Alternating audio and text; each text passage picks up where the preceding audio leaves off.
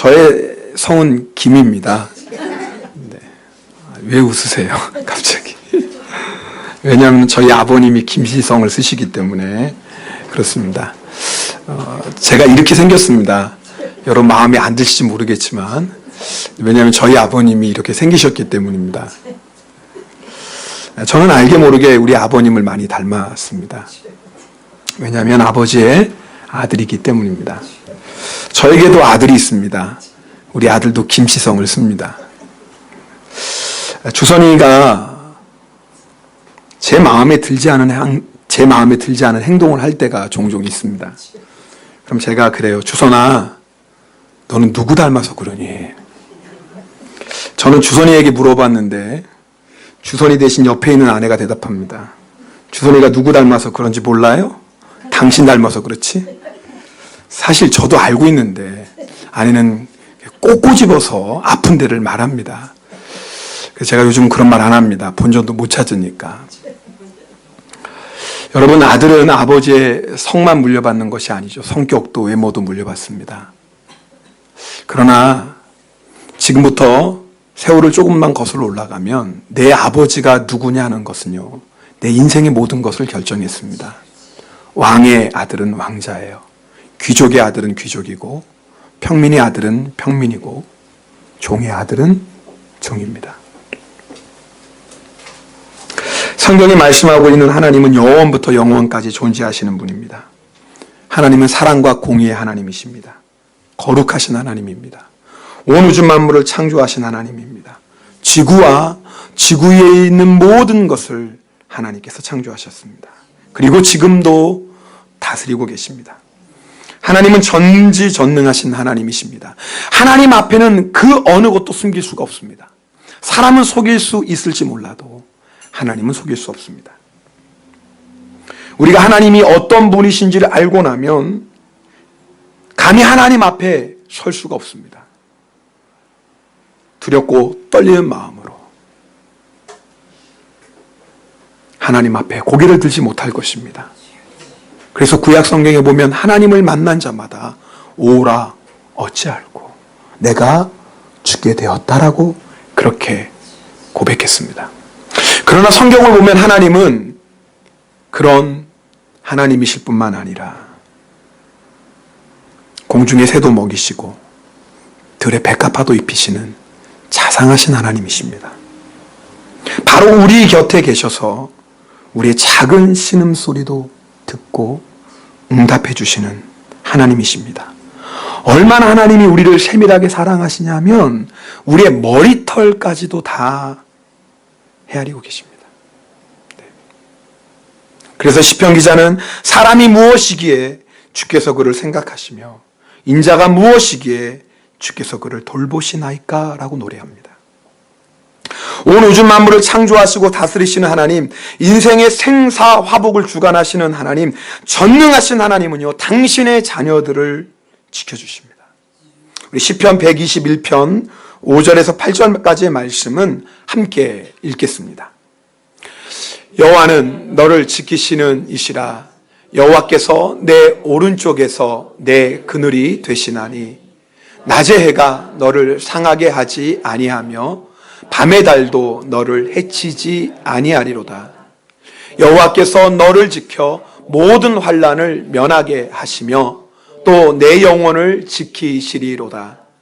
여호와께서 너의 출입을 지금부터 영원까지 지키시리로다. 할렐루야. 하나님은 하나님의 자녀를 지키시는 분입니다. 그래서 하나님의 자녀에게는 두려움이 없습니다. 어떤 문제를 만나고 어떤 환난을 만나도 두려워하지 않습니다. 하나님은 우리의 피난처시오 힘이시니 환난 중에 만날 큰 도움이시라. 그러므로 땅이 변하든지 산이 흔들려 바닷 가운데 빠지든지 바닷물이 솟아나고 뛰놀든지 그것이 넘침으로 산이 흔들릴지라도 우리는 두려워하지 아니하리라. 하나님은 하나님의 자녀를 지금부터 영원까지 지켜주십니다. 하나님의 자녀에게는 이 세상이 마지막이 아닙니다.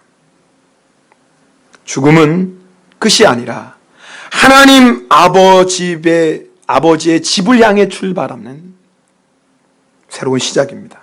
예수님께서 내 아버지 집에 거할 곳이 많도다라고 말씀하셨습니다. 내 아버지 집은 천국이죠. 세상 사람들도요, 죽음으로 모든 것이 끝난다고 생각하지는 않습니다. 죽음 뒤에 뭐가 있는지 확실히는 모르지만 내세가 있다는 것을 믿습니다. 성경은요, 우리에게 죽음 뒤에 무엇이 있는지 분명하게 말씀하고 있습니다. 천국이 있고 지옥이 있습니다. 우리 아이들이 아침에 책가방 메고 학교 갑니다.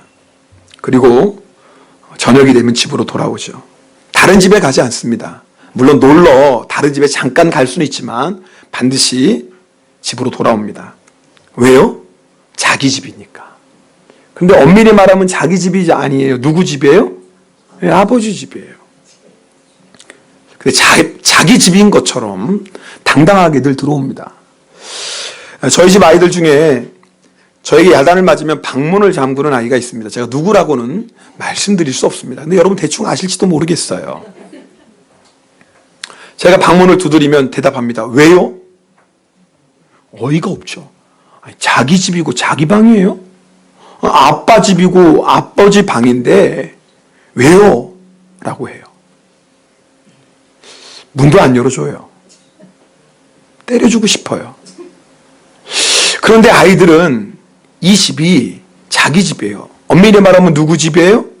아버지 집인데 이게 자녀입니다. 여러분, 우리는 천국에 들어갈 자격이 없습니다. 죄인이 어떻게 천국에 들어갑니까? 그런데 우리는 당당하게 천국에 들어갑니다. 왜요? 아버지 집이에요. 아버지 집이 나의 집이에요. 자녀가 당당하게 아버지 집에 들어가는 것처럼, 아버지 집이 내 집이 되는 것처럼, 하나님 아버지의 자녀들은 하나님의 집인 천국이 나의 집입니다. 그래서 하나님의 자녀들은 세상 끝나는 날에 당당하게 찬송하며 천국을 향해 갑니다. 아버지의 자녀만이 누릴 수 있는 축복입니다. 이민교라는 목사님이 계십니다. 이분은 원래 뿌리 깊은 원불교 가정에서 태어나서 원불교 법당에서 목탁 두드리며 원불교 도를 전하던 사람이었습니다. 얼마나 이 원불교에 열심이었는지 고3 때 소록도를 방문해서, 우리 한센병 환자들이 함께 사는 소록도 방문해서 그곳에 있는 사람들에게 뭐 하려고요? 부처 전하려고. 그렇게 열심이었던 청년입니다. 설날이든지 추석 되면은요, 일부러 소록도에 가서 쓸쓸하신 것 같아서 큰 절로 세배하고 음식도 같이 먹고, 쉬운 일 아니죠. 어떻게 한센병 환자들과 함께 음식 먹겠어요? 보통 열심이 아닌 거죠. 그런데 그럴 때마다 이 소록도에 있는 노인들이 이 청년을 보고 불쌍하다고 하는 거예요. 나중에 화가 났어요. 아니, 한센병에 걸린 할머니, 할아버지가 불쌍하지 건강한 내가 왜 불쌍합니까? 그럴 때마다 돌아오는 대답은 똑같았습니다. 나는 예수 믿어서 행복하지만 학생은 예수 안 믿잖아. 그러니까 불쌍하지. 이 청년이요, 소록도에 있을 때 제일 이해할 수 없었던 것이 장례식이었습니다. 장례식에 참석할 때마다 그들의 모습이 너무나 신기하고 이해할 수가 없었대요. 그분의 책에 보면 이렇게 기록하고 있습니다. 사람이 죽으면 장례식을 치른다. 장례식은 인생이 끝난 것을 슬퍼하고 애도를 표하는 행위이다. 그런데 소록도에서는 장례식을 환송식이라고 부른다. 하나의 의식이라기보다는 오히려 축제에 가깝다. 그들에게 죽음이란 기쁨이자 완전한 축제이다. 그들의 장례식에 가보면 뭐가 그리 기쁜지 기쁘게 찬양을 한다. 게다가 소록도의 기독교인들은 장례식에 올 때마다 서로 경쟁하듯이 왜 내가 먼저 죽느냐, 내가 더 빨리 죽어야 하는데 하면서 웃음으로 인사를 했다. 먼저 죽은 사람 때문에 슬퍼하는 것이 아니라 오히려 부러워했다. 그리고 문제의 찬송가, 해보다 더 밝은 저 천국을 불렀다. 그것도 슬퍼하면서 부르는 것이 아니라 대중가요를 부르는 것처럼 그렇게 즐겁게 큰 소리로 불렀다. 해보다 더 밝은 저 천국, 믿는 마음 가지고 가겠네. 믿는 자 위하여 있을 곳, 우리 주 예비해 두셨네. 며칠 후 요단강 건너가 만나리. 며칠 후 요단강 건너가 만나리. 나는 그 노릇을 그저 신기하게만 바라보았다. 사람이 죽으면 슬퍼해야 되는데 어떻게 기뻐할 수 있을까? 그리고 요단강 건너가면 도대체 무엇이 있길래 며칠 후에 만나겠다는 것인가? 며칠 후 요단강 건너에 무엇이 있길래? 이분이 소록도에 있는 법당에서 가부좌를 들고 목탁을 치면서 연부를 하는데 갑자기 연부라던 입에서 찬송가가 터져 나오는 거예요. 어떤 찬송가요? 며칠 후. 얼마나 놀랬겠어요. 그런데 문제는 멈출 수가 없는 거예요. 그렇게 며칠 후 찬송이 끊이지 않고 나오다가 혀가 막 돌기 시작하니 방언이 터진 겁니다. 거의 1시간 동안 법당을 울면서 뒹굴었어요. 그렇게 예수님을 만납니다. 그리고 지금은 목사님이 되어서 복음을 전하고 계십니다. 여러분, 요단강 건너에 무엇이 있어요? 천국이 있습니다. 아버지 집이 있습니다. 하나님의 자녀는 누구든지 요단강 건너 아버지 집에 들어갈 수 있습니다. 그렇다면 누가 하나님의 자녀가 될 수 있을까요? 어떻게 하나님의 자녀가 될 수 있을까요? 여러분, 인생에 이것보다 더 중요한 질문 없어요. 세상 사람들은 어떻게 하면 돈 많이 벌까? 그게 중요한 질문이죠. 어떻게 하면 내가 성공할까? 그게 중요한 질문이죠. 어떻게 하면 내가 세상에서 유명해질까? 이것이 중요한 질문이죠. 그런데 여러분, 그게 얼마나 헛된 건지 여러분 다 아시잖아요. 죽음 앞에 내가 가진 재산이 무슨 소용이 있고, 죽음 앞에 세상 성공이 무슨 의미가 있겠습니까? 여러분, 수의 보신 적 있습니까? 수의에는 주머니가 없는 거 아시죠? 모르십니까? 수의에는 주머니가 없습니다. 왠 줄 아세요? 죽을 때 아무것도 가지고 갈 수 없기 때문입니다. 우리 인생에서 가장 중요한 질문은 이거예요. 그럼 누가 하나님의 자녀가 될 수 있을까? 어떻게 하나님의 자녀가 될 수 있을까? 이것보다 중요한 질문은 없습니다. 성경은 여기에 대해서 분명하게 말씀해 줍니다. 오늘 우리가 읽은 요한복음 1장 12절 말씀입니다. 우리 이 말씀 함께 읽겠습니다. 영접하는 자, 곧 그 이름을 믿는 자들에게는 하나님의 자녀가 되는 권세를 주셨으니. 네, 예수님을 영접하면 하나님의 자녀가 된대요. 영접하는 게 뭘까요? 예수님을 영접하는 것이 내 마음의 문을 열고 예수님을 나의 구원자로, 내 인생의 주인으로 모시는 것입니다. 마태복음 1장 21절에 보면 천사가 요셉에게 나타나 이렇게 말씀합니다. 아들을 낳으리니 이름을 예수라 하라. 이는 그가 자기 백성을 그들의 죄에서 구원할 자이시. 예수님은요, 죄에서 우리를 구원하시는 분입니다. 하나님께서 사람을 창조하셨어요. 하나님과 사랑을 나누며 하나님이 주시는 기쁨과 행복을 누리며 영원토록 하나님과 살 수 있는 존재로 만드셨어요. 그런데 최초의 사람인 아담과 하와가 하나님의 말씀에 불순종하고 선악과를 따먹었습니다. 무슨 일이에요? 이제는 하나님 말씀 안 듣겠다라는 겁니다. 이제는 내 마음대로 살겠다라는 거예요. 이제는 하나님을 섬기는 인생이 아니라 내가 하나님처럼 살겠다라는 겁니다. 하나님을 향한 불순종이고 반역이었습니다. 여러분, 죄가 뭔 줄 아세요? 죄는요, 내 마음대로 살겠다고 하는 게 죄입니다. 세상 사람은 아니 내 인생은 내 건데 내 마음대로 사는 것, 내 욕심대로 사는 것, 내 기분대로 사는 게 당연하지라고 생각합니다. 그러나 성경은 분명히 말씀합니다. 그게 바로 죄예요. 내 마음대로, 내 기분대로, 내 욕심대로 사니까 어떤 일이 생겨요? 싸움이 생깁니다. 서로 미워합니다. 서로 빼앗습니다. 힘으로 안 되면 죽입니다. 그게 바로 죄의 열매예요. 예수님을 영접한다라는 것은요, 이 모든 죄를 주님 앞에 회개하는 겁니다. 내가 죄인입니다. 내 마음대로, 내 욕심대로, 내 정욕대로 사는 것이 죄였음을 내가 고백합니다. 예수님, 나의 죄를 용서해 주시옵소서. 그리고 예수님, 내 안에 오셔서 나의 주인이 되어 주시옵소서. 이것이 예수님을 영접하는 것입니다. 여러분, 이것 외에는 하나님의 자녀가 되는 방법은 없어요. 그 어떤 것으로도 하나님의 자녀 될 수 없습니다. 내가 아무리 의롭게 살려고 노력해도, 내가 아무리 선행을 베풀어도 절대 하나님의 자녀, 우리의 힘과 노력으로는 될 수 없습니다. 우리가 하나님의 자녀가 될 수 있는 유일한 방법은 딱 하나예요. 나의 죄를 회개하고 예수 그리스도의 십자가의 보혈로 내 모든 죄를 다 씻음 받는 그 외에는, 이 방법 외에는 하나님의 자녀가 될 수 없습니다.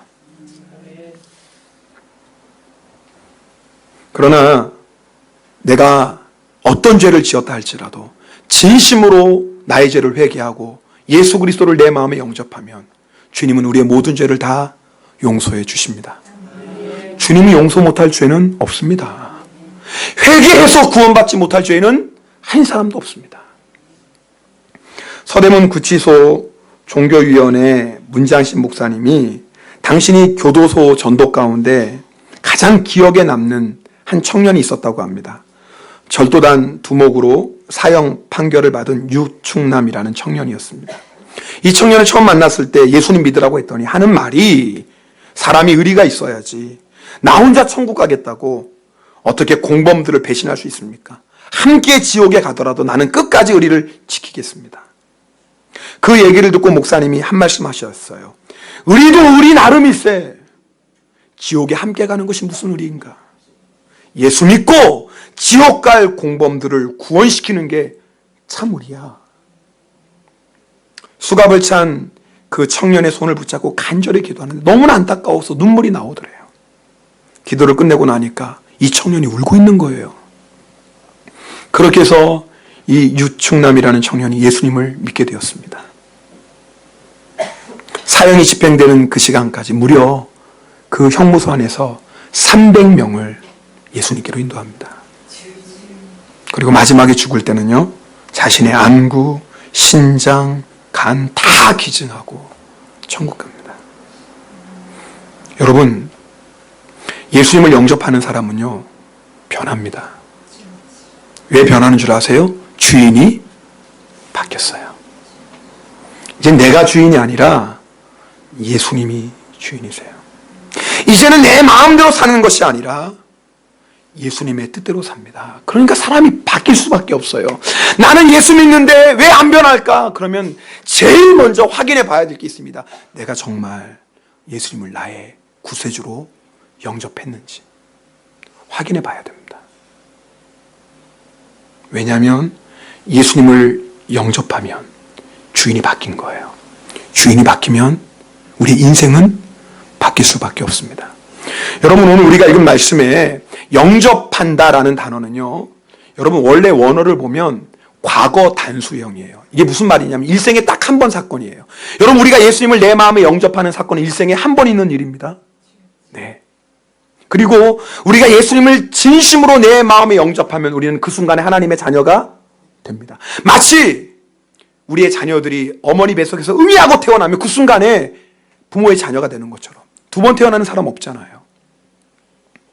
그런데요, 그 다음에 말씀, 영접하는 자, 곧 그 이름을 믿는 자들에게는, 근데 이 믿는 자들은요, 우리 한국의 성경에는 잘 나타나지 않지만 이게 현재형으로 되어 있어요. 그러니까 여러분, 여기에 중요한 메시지가 있어요. 이게 무슨 말이냐면, 내가 예수님을 영접한 것은 일생에 딱 한 번 있는 사건이에요. 예수님을 영접하는 순간 우리는 하나님의 자녀가 돼요. 변함없어요. 그런데 중요한 건 예수님을 내 마음에 영접한 사람은 주인이 바뀌었잖아요. 그래, 그때부터는 이제 어떻게 사는 거예요? 내 안에 계시는 예수님, 이제 내 안에 주인 되시는 예수님을 따라 사는 사람이 되었어요. 근데 예수님을 따라 사는 그 믿음은 과거의 일이 아니에요. 지금이에요. 지금. 매일매일 내가 예수님을 나의 주님으로 고백하고 살아야 돼요. 그게 하나님의 자녀입니다. 내가 예수님을 나의 주님으로 영접한 것과 나의 주인 되시는 예수님께 내가 순종하고 사는 것은 다른 게 아니에요. 여러분, 오해하시면 안 됩니다. 내가 예수님 영접했습니다. 나 구원받았습니다. 그런데 여전히 내가 주인이에요. 여전히 내 마음대로 살아요. 내가 하고 싶은 대로 살아요. 그러면 심각하게 확인해 봐야 돼요. 내가 정말 예수님을 나의 주님으로 영접했나? 예수님을 영접하는 것과 내가 그 이름을 믿는 것은 다른 게 아닙니다. 예수님을 영접하는 사람은 주인이 바뀌었다고 그랬어요. 누가 주인이에요? 예수님이 주인이에요. 그럼 어떻게 사는 겁니까? 날마다 나의 주인 되신 예수님의 뜻에 순종하며 사는 겁니다. 그래서요, 살인범도요, 사형 판결받은 죄인도 정말 예수님을 영접하면 사람이 변해요. 예수님을 영접하고 예수님을 믿는 사람은 사도 바울처럼 고백하며 살아야 됩니다. 갈라디아서 2장 20절 말씀은 함께 읽겠습니다. 내가 그리스도와 함께 십자가에 못 박혔나니 그런즉 이제는 내가 사는 것이 아니요 오직 내 안에 그리스도께서 사시는 것이라. 이제 내가 육체 가운데 사는 것은 나를 사랑하사 나를 위하여 자기 자신을 버리신 하나님의 아들을 믿는 믿음 안에서 사는 것이라. 이제는 내가 사는 게 아니에요. 겉은 똑같아요. 살아가는 환경 똑같아요. 그런데 뭐가 바뀌었어요? 네, 속이 바뀌었어요. 주인이 바뀌었어요. 이제는 내가 사는 것이 아니라 내 안에 계시는 예수님을 따라 사는 겁니다. 이제는 내 마음대로 내 욕심대로 사는 게 아니에요. 이제는 예수님의 뜻대로 살아요. 예수님을 믿기 전에는 세상을 사랑하며 살았어요. 그런데 예수님이 내 안에 주인이 되시고 나시니까 누구 사랑해요? 예수님 사랑하고 사는 거예요. 예수님을 믿기 전에는 죄를 즐기며 살았어요. 그런데 예수님이 내 안에 주인이 되시고 나니까 뭐예요? 이제는 죄가 싫어요. 죄와 싸우는 인생이 되었습니다. 여러분, 오늘 말씀 들으면서 혹시 여러분 가운데 아직도 정말 예수님을 나의 주님으로 영접하지 않은 분이 있다면 오늘 하나님께서 그분들을 주님 앞으로 부르신 게 분명합니다. 오늘 여러분이 진심으로 내가 죄인인 것을 고백하고 나의 죄를 회개하고 예수 그리스도를 나의 구세주로 영접하면 그 순간에 하나님의 자녀가 됩니다. 오늘 우연히 온 사람 한 사람도 없습니다. 이 자리에. 하나님이 여러분을 사랑해서 하나님의 자녀 삼으시려고 오늘 이 자리에 부르셨습니다. 마음의 문을 여시고 예수 그리스도를 나의 주님으로 영접할 수 있기를 축복합니다. 이 자리에 있는 분들 중에 많은 분들은 이미 예수님을 영접하셨어요. 그럼 확인해 보셔야 될 게 있어요. 나는 예수님을 믿는 믿음으로 살고 있는가 확인해 보셔야 돼요. 물론 예수님을 영접한 사람 안에도 여전히 내 마음대로 내 욕심대로 살고자 하는 그런 죄의 본능이 있습니다. 예수님을 영접한 사람들도요, 죄의 유혹을 받고요, 때때로 죄의 유혹에 넘어가기도 합니다. 왜냐하면 예수님을 영접한 우리 안에도 여전히 연약함이 있기 때문에 그렇습니다. 그래서 우리는 하늘나라 가는 그 순간까지 죄와 싸워야 됩니다. 그런데요, 예수님을 영접한 사람과 그리고 정말 그 믿음을 따라 사는 사람과 그렇지 않은 사람의 결정적인 차이가 있습니다. 그게 뭐냐면 이제는 내 마음, 내 뜻이 아니라 예수님의 뜻대로 살고자 하는 거룩한 소원이 내 안에 생겼습니다. 오늘 그걸 확인해 보셔야 돼요.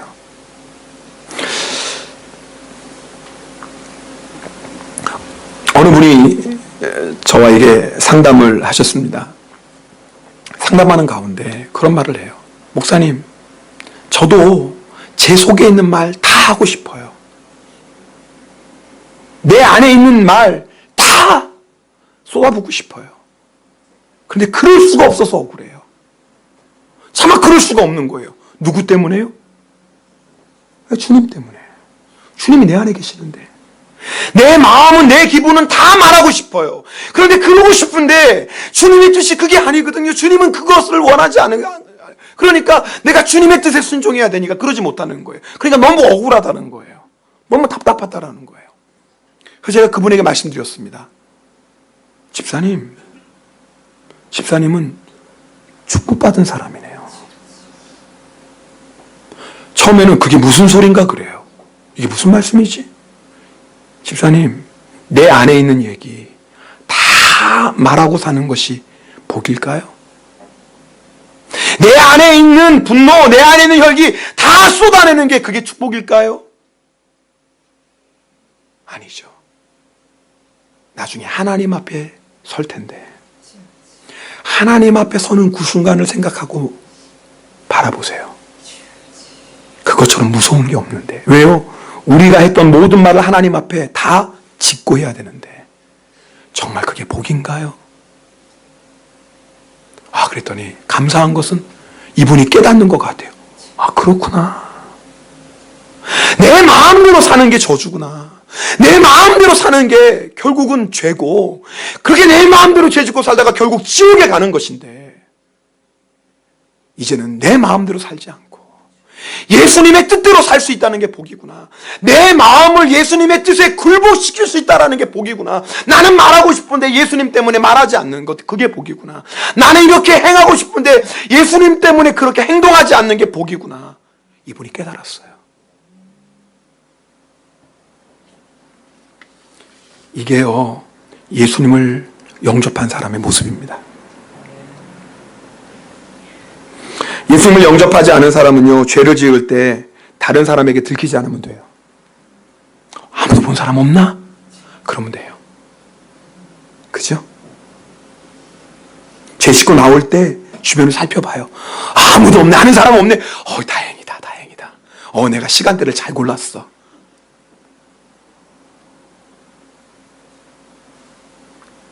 예수님을 영접하지 않은 사람은 이 정도 죄는 죄도 아니야 하며 스스로를 위로합니다.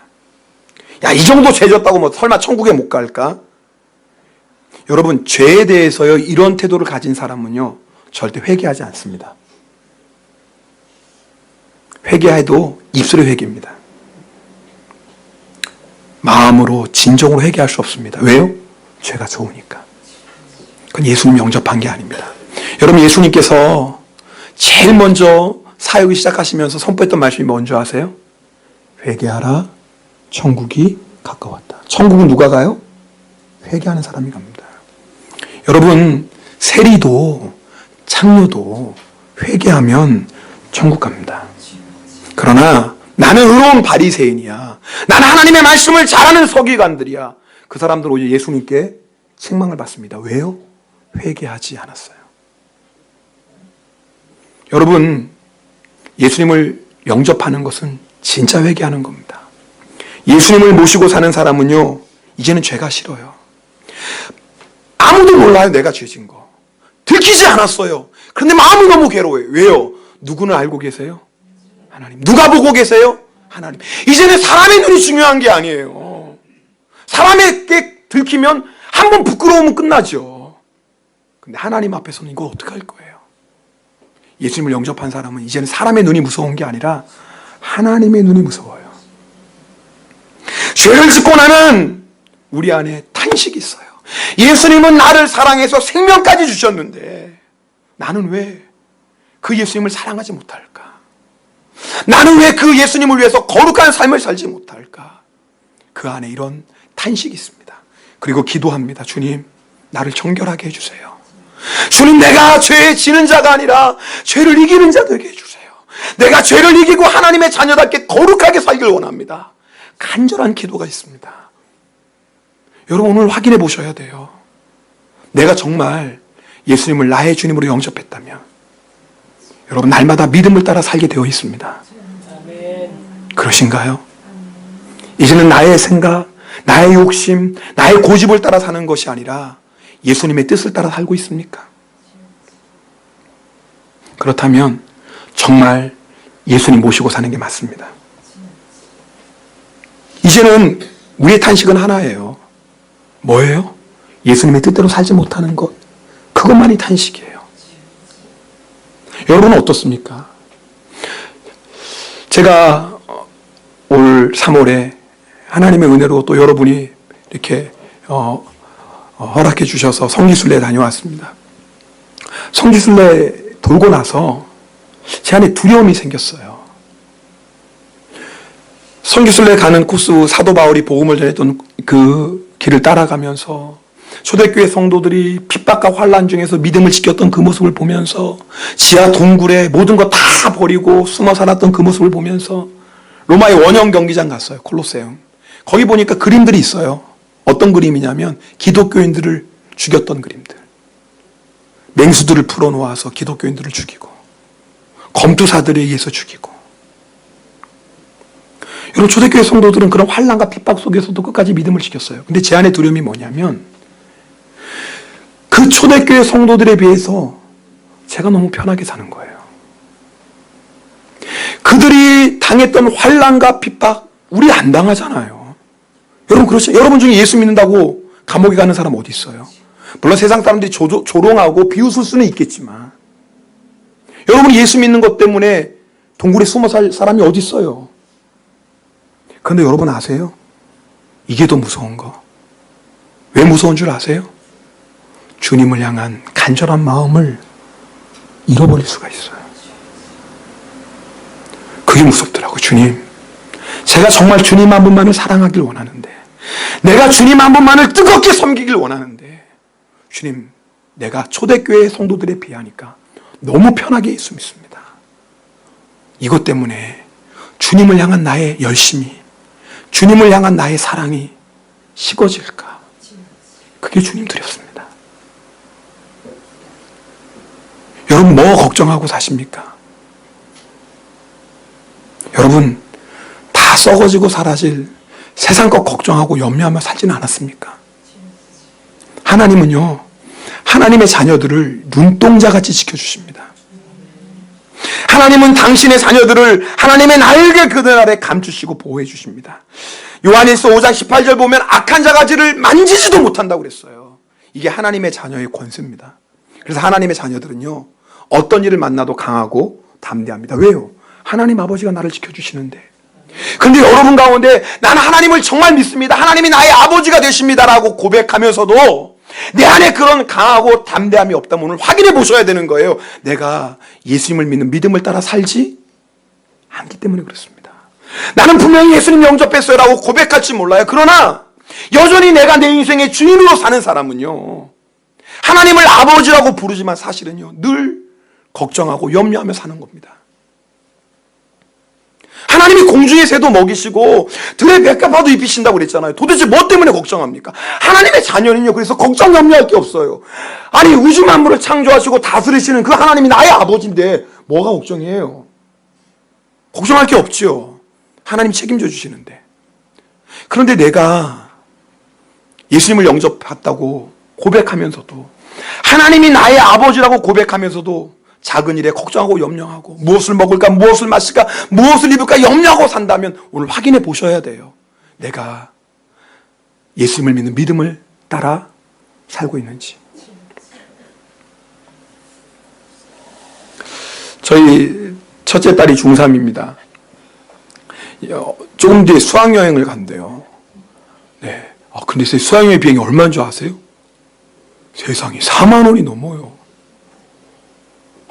그런데 우리 딸은 당당해요. 달래요. 저 맡겨놨나? 당연하게 생각해요. 근데 더 놀라운 거는 제가 줘요, 안 줘요?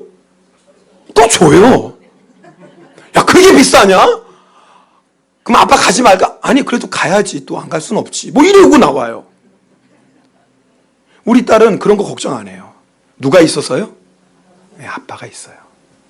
그런데 수학여행 얘기를 듣고 걱정하는 사람이 있을 거예요. 학생이. 누구예요?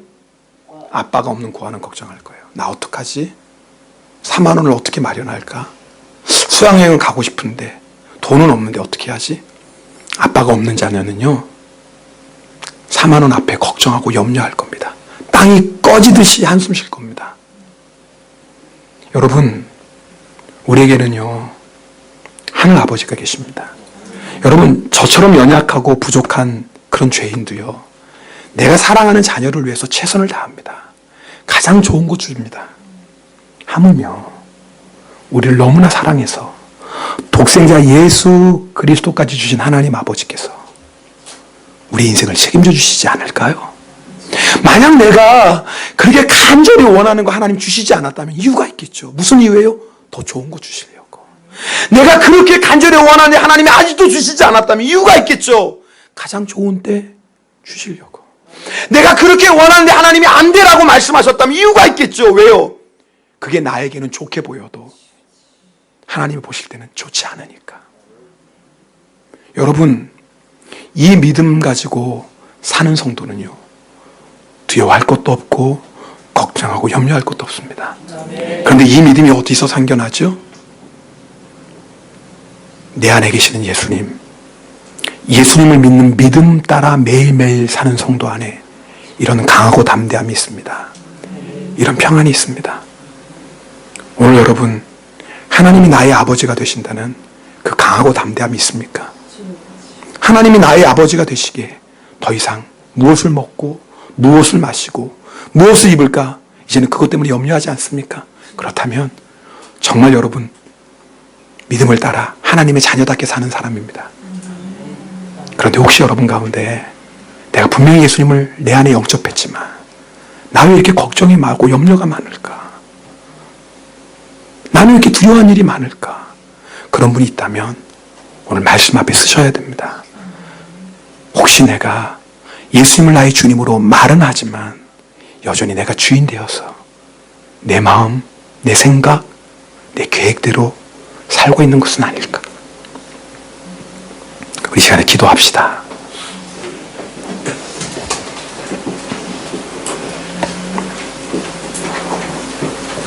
여러분,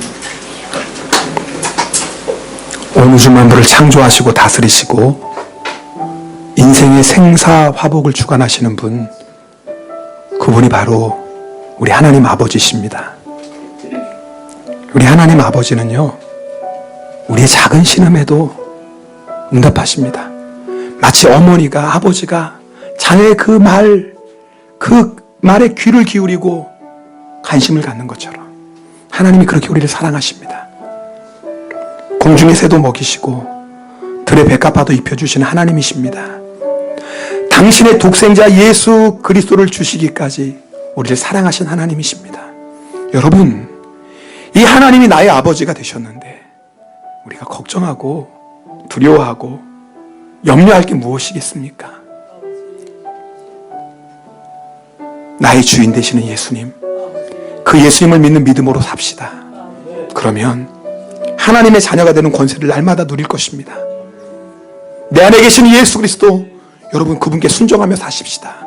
그러면 어떤 환난, 어떤 고난도 넉넉히 승리하며 오히려 고난 뒤에 하나님이 예비하신 그 놀라운 주의 영광을 보게 될 것입니다. 주님, 내가 이 믿음으로 살길 원합니다. 정말 예수 그리스도를 나의 주님으로 고백하며 날마다 예수님으로 사는 하나님의 자녀 되길 원합니다. 하나님의 자녀 된 권세를 날마다 누리며 승리하는 자 되길 원합니다. 우리 통성으로 결단하며 기도하겠습니다. 오 할렐루야. 사랑의 하나님 아버지 감사드립니다.